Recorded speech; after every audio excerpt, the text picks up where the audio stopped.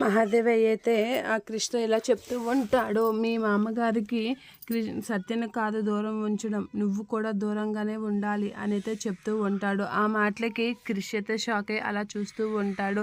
ఏంటి బాపు ఇలా మాట్లాడుతున్నాడు అని అయితే షాక్ అవుతూ ఉంటాడు. ఇక సత్య కూడా ఆ మాటలకి షాక్ అయ్యి అలా ఉండిపోతూ ఉంటుంది. ఇక క్రిష్ని నాకు అలా ఉంటానని చెప్పి మాట ఇవ్వని మహాదేవయ్య అయితే అడుగుతూ ఉంటాడు. ఆ మాటలకి క్రిష్ ఏం చేయలేక వాళ్ళ బాపు కాసైతే అలా చూస్తూ ఉండిపోతూ ఉంటాడు. ఇక సత్య అయితే కోర్టుకి వెళ్ళి, నేను మహాదేవయ్య కోడల్ని, మా నాన్నగారికి ఎలాగైనా ఈ కేసు నుంచి విడిపించండి అని అయితే చెప్తూ ఉంటుంది. అలా చెప్తూ సత్య అయితే అతనితో లాయర్తో మాట్లాడుతూ ఉంటుంది.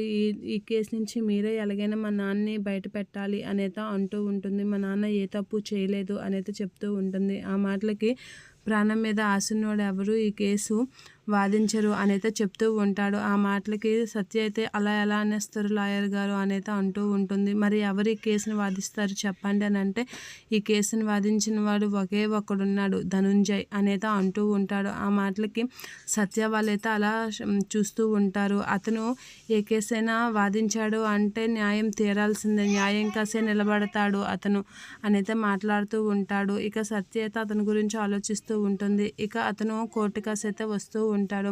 అతను కేసు తీసుకున్నాడు అంటే అది గెలిచే తీరాలి, అలాంటి లాయర్ అతను అనైతే చెప్తూ ఉంటాడు. ఇక సత్య అయితే అతన్ని కలవడానికి అయితే ఆలోచిస్తూ ఉంటుంది. ఇక మహాదేవయ్య అయితే సత్య కోర్టుకు వెళ్ళిందనే విషయం తెలిసి షాక్ అవుతూ ఉంటాడు. ఇక సత్య ఆ ధనంజయ్ లాయర్ని కలవడానికి ట్రై చేస్తూ ఆలోచిస్తూ ఉంటుంది. వాళ్ళన్నిటితో మాట్లాడడానికి అయితే ట్రై చేస్తూ ఉంటుంది లాయర్ గురించి.